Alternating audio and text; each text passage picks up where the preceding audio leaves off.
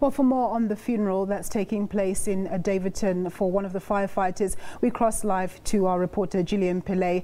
Gillian, I understand that the funeral is now over. It must have been quite a somber occasion.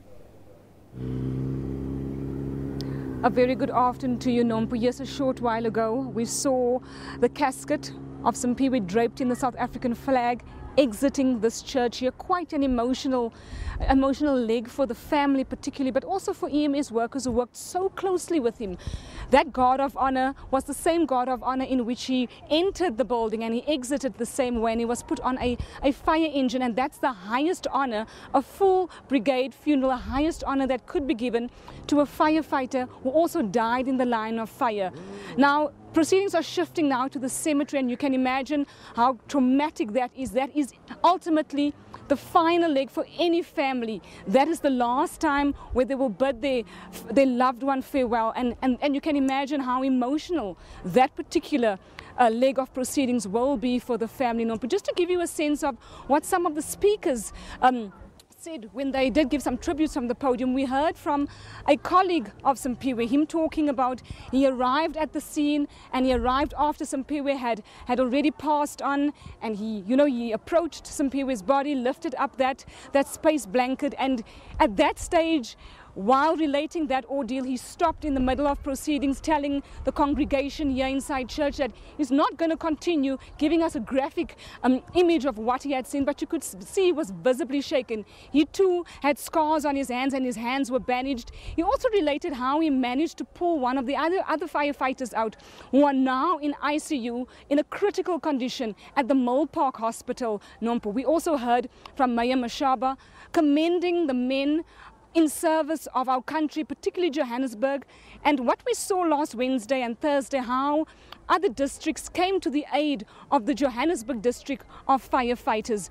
Remember, on Wednesday we heard Zwelin Zimavabi talking there about fire engines in the district of Johannesburg, and we were quite shocked at that bombshell, around 7 fire engines that the district of Johannesburg has, and that we're supposed to have 104. But also there was a lot of talk around the kind of equipment and the conditions under which firefighters work. Again, those sentiments echoed here by Demawusa, who has vowed to ensure that these 3 firefighters and others who have fallen before them, that their deaths do not go in vain. Quite an emotional send-off there, with extensive tributes from relatives to Nompu. It is a kind of a funeral service of a very young man, 28 years old, a young child. We heard that he was very passionate, very vibrant, very enthusiastic. He loved what he did, and he died loving what he did, Nompu. We tried to get some comment from the family to get a sense of how they're feeling, but naturally very difficult. They're not wanting to talk to us at this stage. You can imagine the kind of questions and answers that they will still have going forward from this day forward. They're still wanting to find out how their loved ones died. Why did they have to die in the manner that they did? Why did they have to enter buildings that is now known to be non-compliant?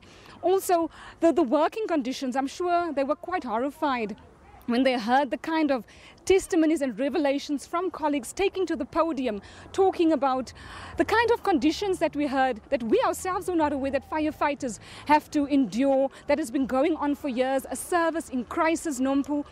Quite appalling testimonies that we heard Wednesday, but also a bit of it coming to the fore here, also at the funeral, even though it was largely very emotional. So for the family, Nompu, a long road lies ahead, a long road of healing, a long road of acceptance, of accepting that this young life cut short, that still had so much to give towards the service that he was so passionate about, had to come to an end.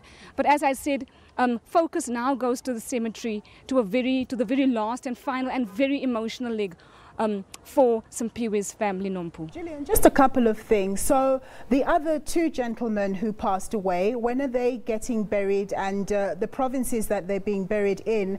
And thereafter, once these gentlemen have been laid to rest, what's the next step in terms of the EMS workers? What are they going to do? Because obviously they've raised very critical things about their working conditions. If there was to be a fire in the CBD tomorrow, are they going to go in there not being sure if they're going to have access to water and all of that sort of thing? Nompu, just to recap on the other two fallen fighters, it's a weekend that's going to be very hard for EMS workers. They travel at 11 o'clock tonight. They go to Limpopo, to Venda, to bury one of the other fighters. From there, they have to immediately travel to KZN. So it's going to be quite an exhausting weekend for EMS workers, and as well for relatives who are burying their loved ones that they didn't know that this was going to happen to them. To talk to you just about going forward for EMS, we know that the union has been very vocal, and like you said, very critical issues have been brought to the fore.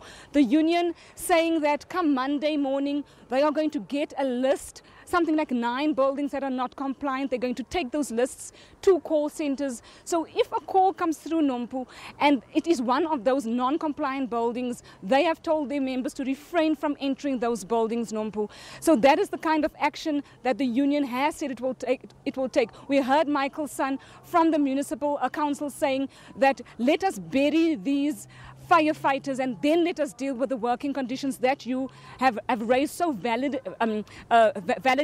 Let us raise those conditions from Monday's week and see how we can meet each other halfway. But like the firefighters have said, these aren't issues that just stemmed from this incident, that the incident from the building of Lisbon. This incident has been coming since 2015 and beyond.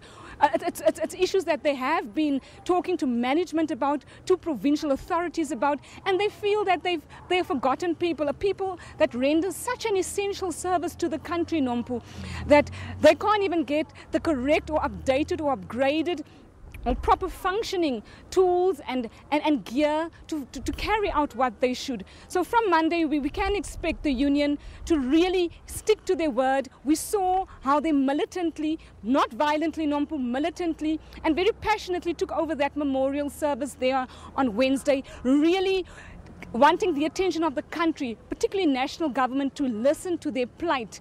And they did get the message through. As I said, very, very appalling and shocking revelations that we heard from that memorial service, Nompu. Absolutely. But now this weekend belongs definitely to the family members of those firefighters that will be burying their loved ones. It's Limpopo province tomorrow in Venda, and it's KZN on Sunday, Nompu. Thank you so much, Gillian. That's my colleague Gillian Pillay just giving us that report.